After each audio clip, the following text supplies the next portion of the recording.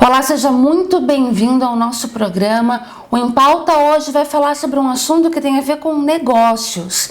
Por isso que a gente trouxe uma convidada especial aqui, que é a Priscila Tanihara. Ela é analista de negócios.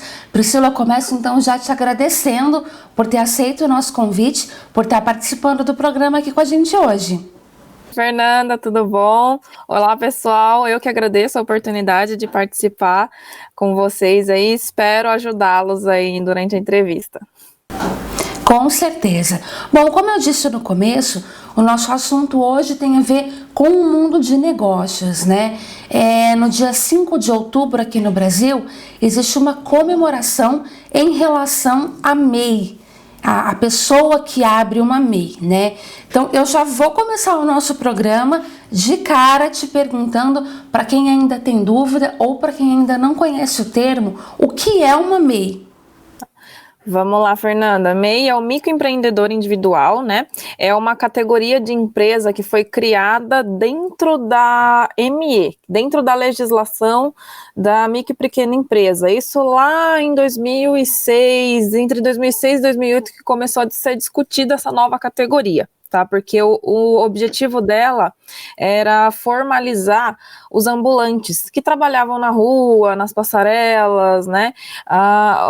O governo quis formalizar essas pessoas para, claro, né, que elas contribuíssem aí com os impostos, mas que elas também pudessem trabalhar sem medo, né? Então, o intuito principal da criação do MEI foi a formalização dessas pessoas que trabalhavam na maioria da sua parte e de forma irregular.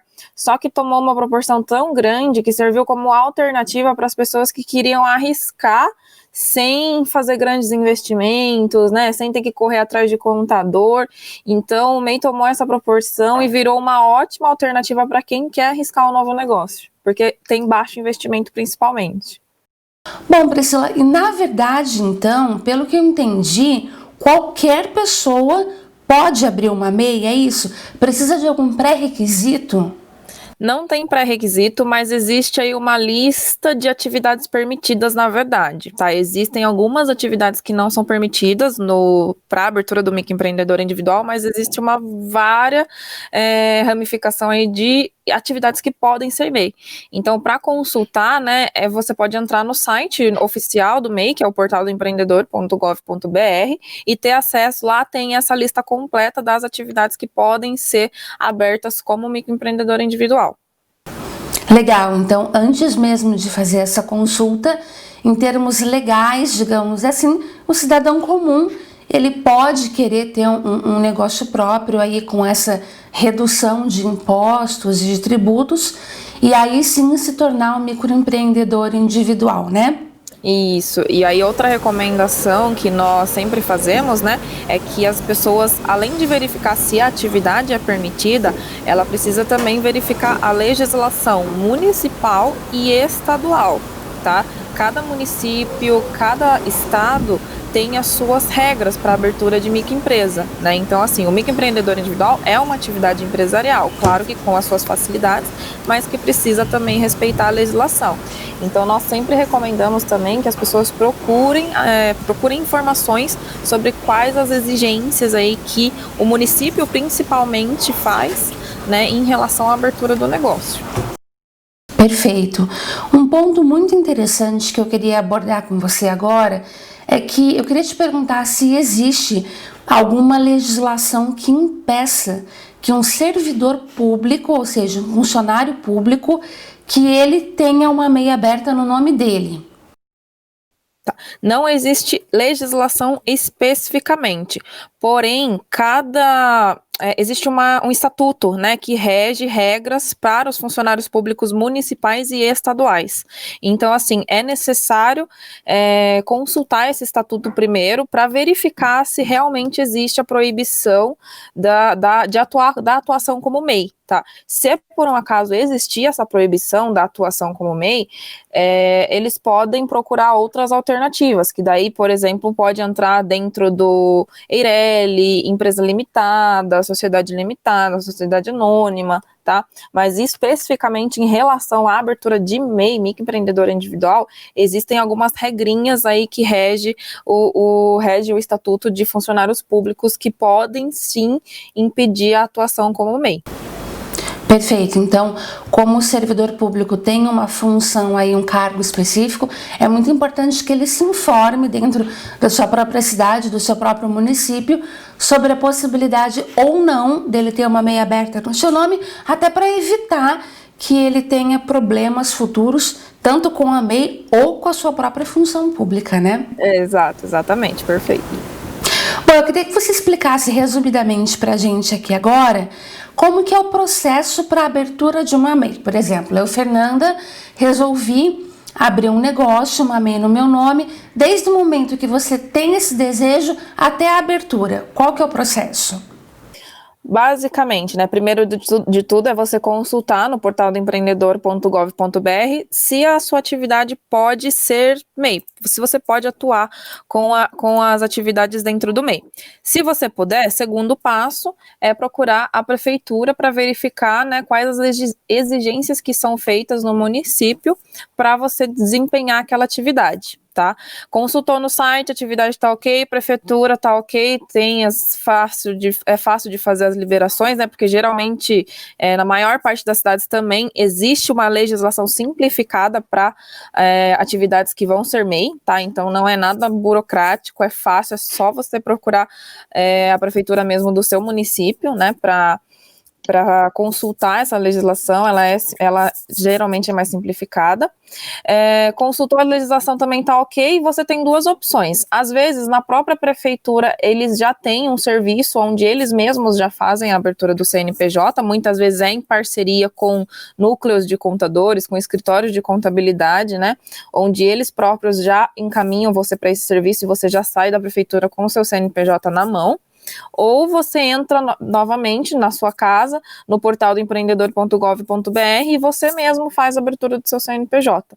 É bem simples, não é nada burocrático, você precisa fazer um cadastro no de um portal do governo, além do portal do empreendedor, e você sai com o seu CNPJ na hora, para você ter ideia, né? E também o MEI, ele automaticamente já é gerado uma licença provisória de até 180 dias para que ele tenha esse tempo para correr atrás das licenças devidas, por exemplo, de vigilância sanitária, de corpo de bombeiros e etc. Perfeito.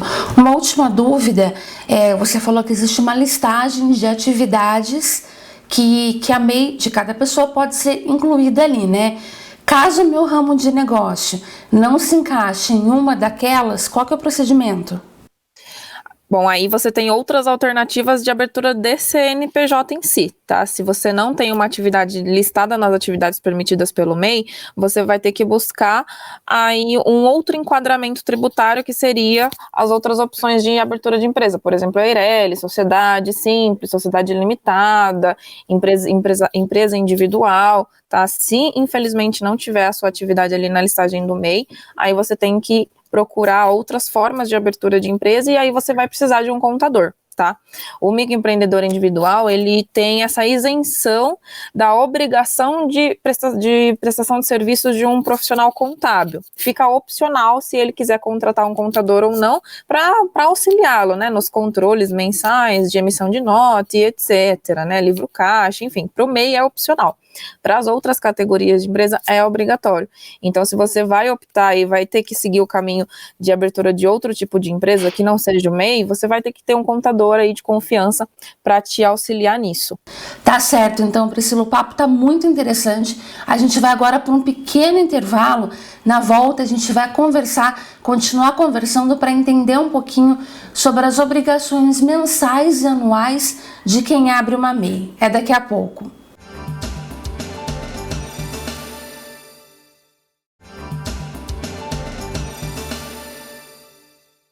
Olá, você está de volta com a gente aqui no Em Pauta, hoje falando sobre a MEI, que é o microempreendedor individual. Agora no mês de outubro é o mês onde se comemora, né, essa conquista aí que a gente pode dizer que foi uma conquista para os empreendedores. E no bloco anterior a gente falou um pouquinho sobre o que é, como funciona e como abrir uma MEI. E a gente está aqui com a Priscila, que ela é analista de negócios. E eu vou começar esse bloco, então, te perguntando, porque eu acho que muita gente ainda tem dúvida, quais são as obrigações mensais e anuais que uma MEI precisa seguir à risca para funcionar dentro da legalidade. Perfeito, né? Ao mesmo tempo que é simples você ter um MEI, né? Você tem obrigações a cumprir aí também, né? Então, assim, todo mês, todo dia 20, isso é padrão, tá? De quem abre uma atividade como microempreendedor individual, você tem que efetuar o pagamento dos seus impostos, né? O MEI, por ser uma atividade simplificada, paga somente até 3 impostos. E por que até 3? Porque depende da atividade que você desenvolve. Tá? Se você desenvolve uma atividade, se você é cadastrado lá com uma atividade de comércio ou indústria, fabricação, você paga o INSS e o ICMS, ou seja, isso te dá um valor total mensal aí de imposto para pagar de R$ 53,25. Tá? Se você desenvolve uma atividade de prestação de serviços, você paga o INSS e o ISS, ou seja, você paga aí no máximo mensalmente R$ 57,25. Se você cadastra atividades de comércio, indústria e serviços, você paga R$ 58,25 por mês de imposto. É só isso que o MEI paga, tá? Por isso tem que só tomar um cuidado na abertura do MEI, porque às vezes você pode confundir os sites, e o site oficial é o portaldoempreendedor.gov.br, tá? Se você abre por outros sites, que são sites de pessoas que fazem entre aspas, a administração do seu CNPJ pelo MEI, você tem outras taxas para pagar para esse site, tá? Então, é só se atentar na abertura se o seu CNPJ está sendo aberto pelo Portal do Empreendedor, que é o site oficial. E aí, anualmente, você precisa fazer a sua declaração anual de faturamento. Ah, Priscila, é imposto de renda do MEI? Não, não é. O MEI, ele é isento de declarar imposto de renda de pessoa jurídica, porém, ele precisa fazer essa declaração anual de faturamento, que é super simples também. Você pode fazer pelo próprio site, né? Ou procurar nós do Sebrae, nós te auxiliamos a fazer essa declaração também. E você tem o prazo até 31 de maio de cada ano para entregar essa declaração dentro do prazo, tá? Que é basicamente dizer aí para nós, né? Ou você preencher no site qual foi o seu faturamento do ano anterior. E como que funciona a questão da emissão de nota fiscal? A emissão de nota fiscal, o MEI, por ter CNPJ, ele precisa só ter os seus cadastros, né, na prefeitura e no estado, para poder se cadastrar no site ou em algum portal ou em algum aplicativo que seja emissor de nota fiscal, tá? Se você é cadastrado com uma atividade de prestação de serviços, você vai entrar no portal da própria prefeitura, só que você vai ter que ter a inscrição municipal na prefeitura, para que eles te deem, né, um login e uma senha, e você no próprio site da prefeitura você emite uma nota fiscal de serviços. Se você tem atividade de comércio ou indústria, além da inscrição municipal, você vai precisar da inscrição estadual, tá? E com a inscrição estadual, você precisa de um programa para fazer a emissão da nota fiscal eletrônica, tá? O Sebrae também tem, né? Nós temos um programa, um aplicativo gratuito, né? Um programa mesmo, né? Gratuito, que você pode instalar no seu computador e que você pode emitir notas fiscais, tá? Mas existem aí diversos aplicativos e programas também no mercado que são pagos. Excelente. Uma pessoa, quando abre uma MEI, por exemplo, se eu fosse abrir, eu posso optar por não ter nenhum funcionário, por ser somente eu. E se eu optar por ter algum funcionário, qual é a quantidade limite? Tá. O microempreendedor individual, o próprio nome já diz, né? É para quem vai trabalhar sozinho, porém, permite-se que você registre somente um funcionário. Tá? Então, até um ainda é possível. Isso, você pode registrar somente um. E aí tem algumas regrinhas para registrá-lo também, tá? Que você tem que registrar esse funcionário ou com o salário mínimo ou com o piso da categoria que ele exerce, ou o que for, sempre o que for maior, tá? E aí tem todas as obrigações, né? Recolher o FGTS, INSS, os benefícios, né? 13º, férias. Quando o MEI vai registrar um funcionário, aí nós até recomendamos que ele procure a ajuda de um contador. Ok. No começo do programa você comentou com a gente que a MEI foi criada para tentar facilitar a vida do trabalhador informal, né? Então eu queria que você falasse quais são os benefícios que ela pode oferecer, por exemplo, a questão de um retorno para a aposentadoria, uma redução de carga tributária. Perfeito, é isso mesmo, tá? O MEI, ele paga uma contribuição bem menor do que se você fosse, por exemplo, pagar um carnê de INSS avulso, né? Você, através do MEI, você paga o equivalente a 5% do salário mínimo hoje, né? Sendo que no carnê tá entre 10% e 11%, né? Ou seja, já é praticamente o dobro que você paga aí para contribuição de uma futura aposentadoria. Consequentemente, como você está contribuindo com o INSS, você tem todos os benefícios. Para a futura aposentadoria, para as mulheres, né, tem o auxílio maternidade, se por acaso engravidar, né, e precisar de uma licença, tem auxílio doença também, caso alguém futuramente, aí, infelizmente, venha a ficar doente, né, então tem todos os benefícios de uma contribuição de INSS normal. E aí, claro, né, a isenção de vários impostos aí, de uma carga tributária bem grande, que a gente sabe que as MEs e EPPs e médias e grandes empresas aí acabam arcando, né, então são valores bem simbólicos, vamos até colocar assim, né, que o MEI paga para ter o seu CNPJ para ser formalizado. E aí, fora o INSS e esses benefícios de carga tributária, o MEI, que tem o CNPJ, ele não precisa ter medo, né, de fazer sua divulgação, porque ele está atuando, está trabalhando dentro da legalidade. Está regularizado, né? Exatamente. Ele existe oficialmente dentro do mercado de trabalho. Exato, exatamente. Pode emitir uma nota fiscal, né?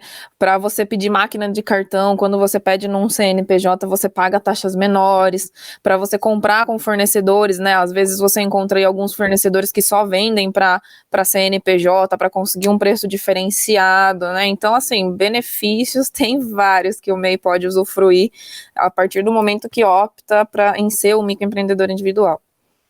É isso aí, vale o conselho, vale a dica então. Priscila, a gente vai para mais um intervalo agora. Na volta a gente vai entender um pouquinho, caso seja necessário, quais são os procedimentos para quem precisa fechar uma MEI. É daqui a pouco.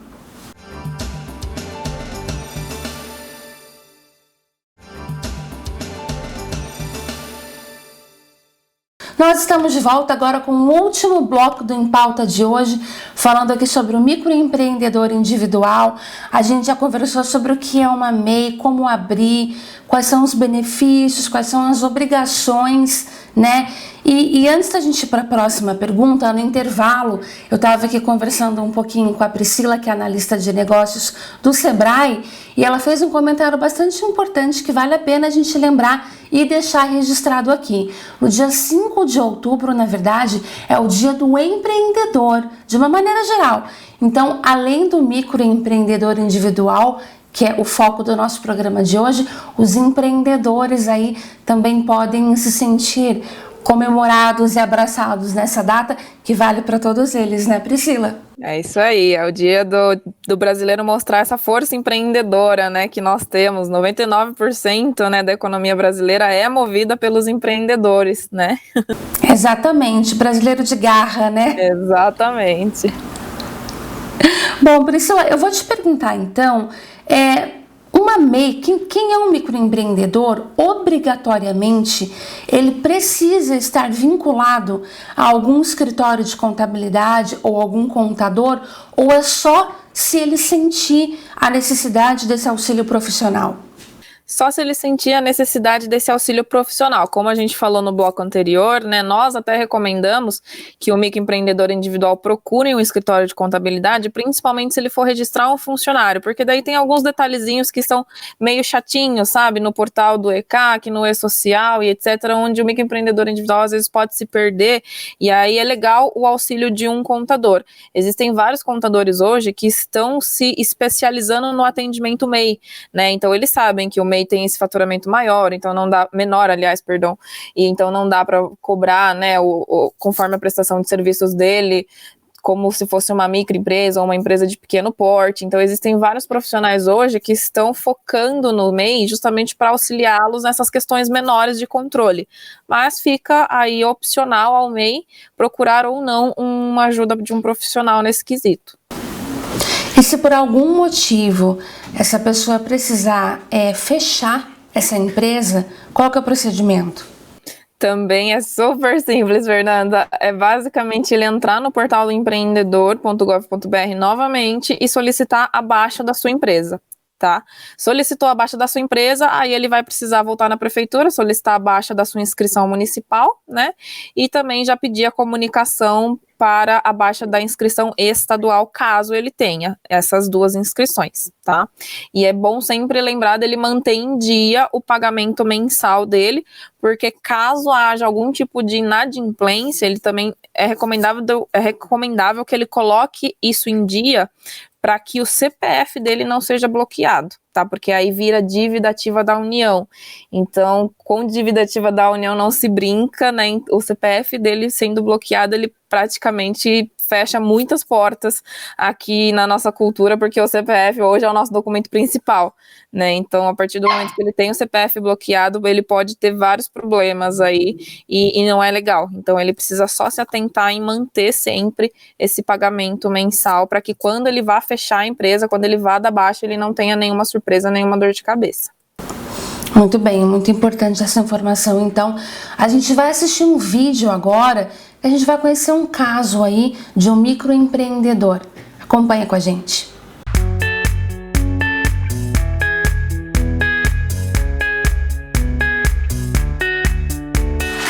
Meu nome é Eduardo Alves, eu tenho 23 anos, sou daqui de São José dos Campos mesmo. Tenho uma produtora chamada Deck Filmes e trabalho com produção audiovisual. Eu estava na faculdade quando surgiu a necessidade de abrir o MEI e eu já tinha alguns clientes, mas peguei outros que eram mais profissionalizados, então eu também precisava me profissionalizar. Emissão de nota fiscal, enfim. E aí eu fui pesquisar qual era o melhor formato que se adequava à minha necessidade. Foi aí que eu encontrei o MEI.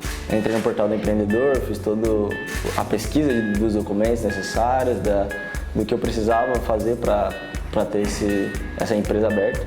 E foi muito simples, entrei no portal, fiz o meu cadastro, saindo no mesmo dia o CNPJ, depois tive que ir à prefeitura para fazer inscrição municipal, né, poder atuar de fato e emitir a nota fiscal aqui na prefeitura, aqui na cidade de São José.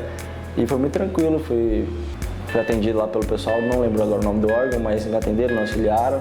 E eu acho que o meu processo todo de abertura demorou uma semana e meia.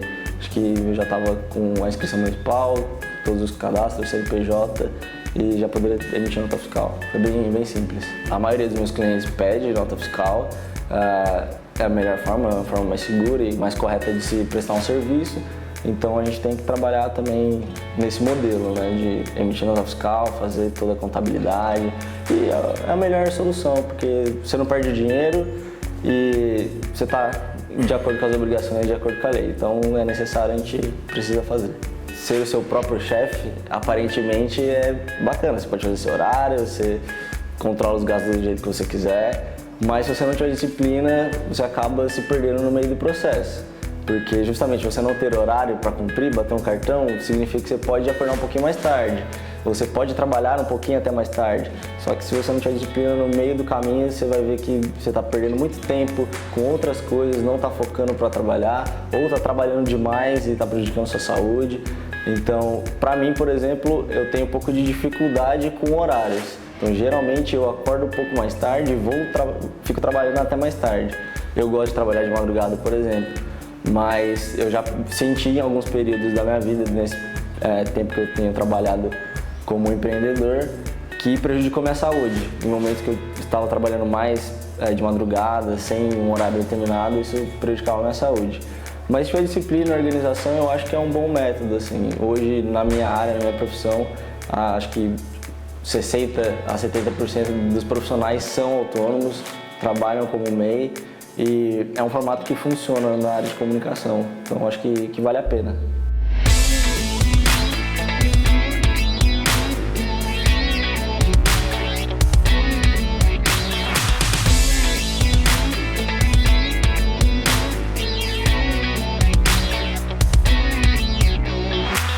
Bom, espero que você tenha gostado do nosso programa. Priscila, eu tenho certeza que as informações que você trouxe pra gente aqui hoje ajudaram muito a esclarecer as dúvidas do pessoal de casa, de quem está nos assistindo, de quem tem aí um sonho, de repente uma vontade de ser um microempreendedor e encontra na meio uma chance de começar de uma forma um pouco mais tranquila, com uma tributação um pouco menor e mesmo assim aí com bastante garra para encarar esse sonho e progredir na vida. Obrigada por ter compartilhado bastante do seu conhecimento aqui com a gente hoje. Imagina, Fernanda, eu que agradeço novamente a oportunidade, né? E precisando nós, o Sebrae, permanecemos à disposição. Com certeza. Bom, Em Pauta de hoje fica por aqui. Você continua com a gente acompanhando a programação da TV Câmara e nós nos encontramos no próximo programa. Até lá!